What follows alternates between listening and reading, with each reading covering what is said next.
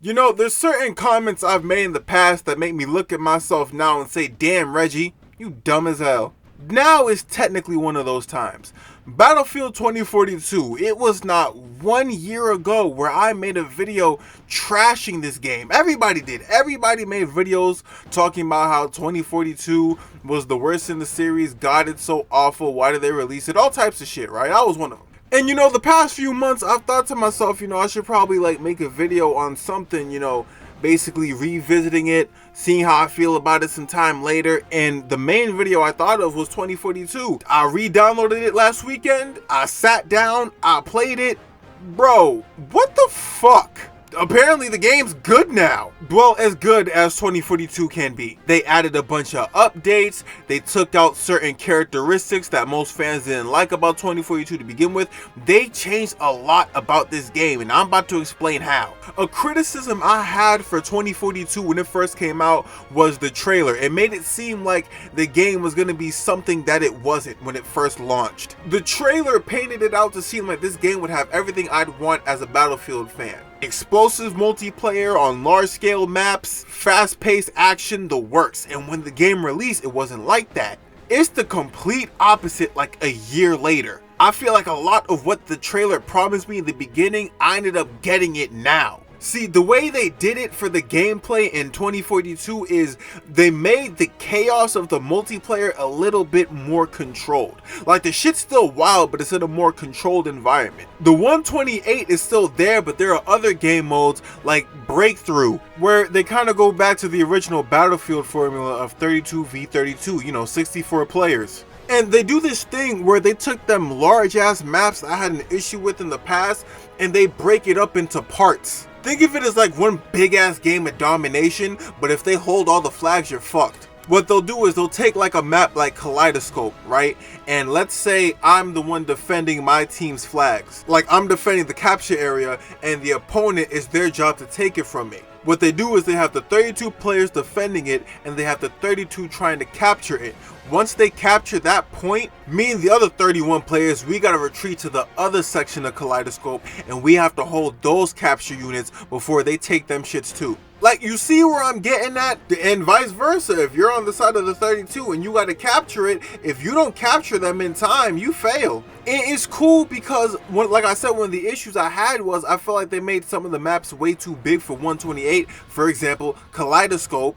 But what they did now was, instead of like, I don't know, making a whole new map to fit the 128, they just cut the shit up into pieces, bring back the 32v32 game modes, and create a space that would work properly for this new and improved formula. I think it works. And while each part of the 32v32 is happening in each section of the map, the gameplay, like the trailer, is explosive. Between both sides of infantry, you also got the tanks blowing down walls, taking down buildings. You got folks on upper level buildings shooting rocket launchers trying to blow up the tanks. You got folks shooting smoke screens trying to blind infantry, tanks, and helicopters so they can have a way to get into the building without being seen. And if one plan doesn't work out, the game encourages you to add new formulas and tactics in order to get the mission done. Like, it really feels like I'm playing a Battlefield game again. Whether it be gameplay on foot or gameplay in vehicles, I have fun playing this game, especially in the vehicles. I feel like the vehicle combat in this game is not only slightly improved,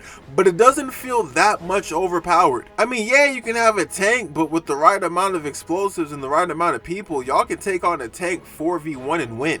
Obviously, it will be more advised to have a vehicle like a tank or a helicopter or something that's a lot more explosive that can match it in power, but if you and your squad are working appropriately, y'all can take that shit down no problem. I still haven't gotten the hang of helicopter gameplay, but that's not really a 2042 thing, that's a Battlefield thing. I suck when it comes to copters. Planes, aircraft, anything. I'm better off on foot or in a ground vehicle. Speaking of vehicles, there's something I noticed that you can do in 2042 that I don't know if you could have done it. I don't remember if you could do it in the beginning. I haven't played this game in like 10 months up until last week, so my memory is a little iffy, but you can also call in vehicles. Like, if you press the left and right bumpers at the same time, you can either call in a Humvee, them little hover cars, or them little attack dogs, the robotic ones. I feel like it's a cool addition because it's kind of like Battlefield's own little weird version of Call of Duty score streaks. Obviously, you can't call in a fucking airplane bomber like you can in COD, but it's still a cool addition to have to Battlefield. Like, if I find myself when I'm under fire and I'm pinned down and I don't have my squad with me, it's cool that I got my little robotic attack dog with me to back me up.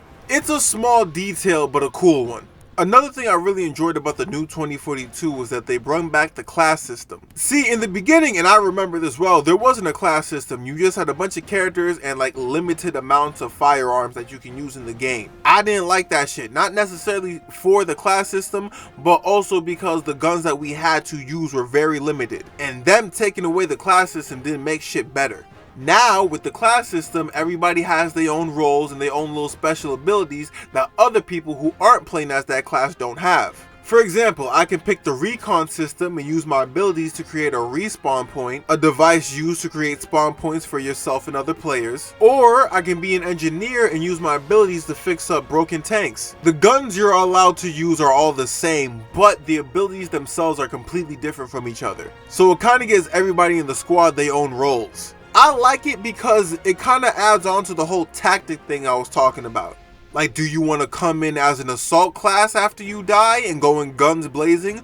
Or do you want to take the more supportive approach and go in as a recon? Me, I kind of like to keep things balanced, you know, different abilities, different everything, but the most part I go for assault. The class system helps add variety. Speaking of variety, the guns. When 2042 released, the first thing I noticed was the lack of firearms that we were able to use in game.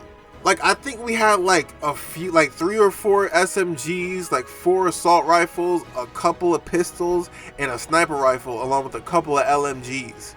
This being a Battlefield game, I expected a list of different firearms I can use. And them being limited on the amount of guns that you were able to use in the beginning of 2042, for me personally, it affected how I played the game. I wanted more variety, and they delivered that with the new updates. Not only did they introduce guns from 2042 specifically, but they also went back and got guns from other Battlefields like Bad Company 2 or Battlefield 3. You know, guns like the M16, while adding a bunch more attachments. The amount of scopes and attachments you can add to your guns are crazy. I noticed that they put more attention on the scopes rather than like the magazines or the handles, but I still think they did a pretty good job with the attachments. And I'm glad they added all this shit in, because now throughout the past week I've been like going through different guns to see which one I get a feel for. Me personally, my main is the M16 from Battlefield 3. I feel more comfortable using that. I wouldn't have known that if they didn't add those guns in and just left us with what we had in the beginning. Now you can use grenade launcher attachments, thermal sights, all types of shit. I've had the most fun in this game using the grenade launcher on not just my M16, but that other gun that comes with the grenade launcher, the SFAR. Granted, the SFAR was already in the game to begin with, but still, like, it's fun as hell. Not a lot of attention shown to the pistols though. They added like 5 or 6 other pistols. I think like they added like 7 more. And it's cool, you know, I just expected a little more. They only give you one unlocked one in the beginning, and the other ones you can either unlock them through doing tasks, or I guess you could unlock them through Hazard Zone or Portal or some shit, I don't know. But they are unlockable. Now, speaking of Hazard Zone, we gonna talk about that too. Now, Hazard Zone was around in the beginning, but I didn't really pay it too much attention until now. I mean, it was okay back then, but like now I think it's a lot better. As I said, you know, they added in more guns, so that also affected Hazard Zone. Like, there's a lot more weapons that you can use in the game. You have to buy it with like in-game currency, but they provide the currency to you while you play it. They're not stingy with the shit. Basically, it's kind of like DMZ from COD. You know, you go in, you extract some data, you get the fuck out. It's just that simple. You go up against enemy AIs, or you can go up against enemy players. Once you get what you get from them little time capsules that they leave across the map, you have to call the helicopter and you and your squad gotta get to the extraction point. I enjoy it because they didn't add a campaign to Battlefield 2042, so I like the fact that they have another mode outside of like the 32v32 or the 128s for you to play. I've been saying this for a while. I think Battlefield games need other game modes outside of like campaign and multiplayer, so I like the addition. Now, y'all remember Portal mode from the beginning? Like, you can go back and play multiplayers from other battlefields. Yeah, it's still there, and it's cool. Like, I like it. I don't think I ever had a problem with Portal. Like, Portal was always okay to me. I mean, it gives me the opportunity to play games like 1942 or Bad Company 2 rather than just switching the disc and going to another console to play it, so that's cool. But other than that, I mean, it's okay. Hey, before I wrap this up, I want to talk about something important. The fucking voice lines. I remember in the first video I made on this game, an issue I had was the voice acting. Like, y'all remember how at the end of each game, they had them corny ass one-liners that your players spit at the end of each round? Yeah, they got rid of that shit. It's just straight silence. They pose, they do their thing, and they out. They don't say, they took away all of that. And I'm proud of them for that shit because it makes me take the game a lot more seriously. Once again, small details, but important ones. And if you're still wondering about the 128, they kept it. I think it works better between the new updates, the new guns, some of the new vehicles. I think the 128 was also improved highly. There's not much of a change between the one back then and the one now, but I enjoy the one now a lot better. All in all, Battlefield 2042 is completely unrecognizable from when this shit first launched. Like, when it first launched, I could easily say it was the worst in the series. Now, I ain't gonna lie, I think the multiplayer is up there with Battlefield 4 and 3. Like, when it came to multiplayers, my favorite was always Battlefield 1. It was between Battlefield 1 and 4, and I'm not gonna lie, I enjoyed this one as much as I did the other ones. I feel like this could be an example of the developers listening to their audience, but at the same time, I mean, hey, y'all like a year too late. Year or not, I'm glad I decided to give this game a second chance. I've been looking for a replacement first-person shooter because, like, I played the hell out of Modern Warfare 2. I tried Insurgency Sandstorm. I did not like it, but I'm glad that I gave this one a second chance because it basically gave me that replacement. And that wraps up this episode of Reggie TV. I hope y'all enjoyed this video.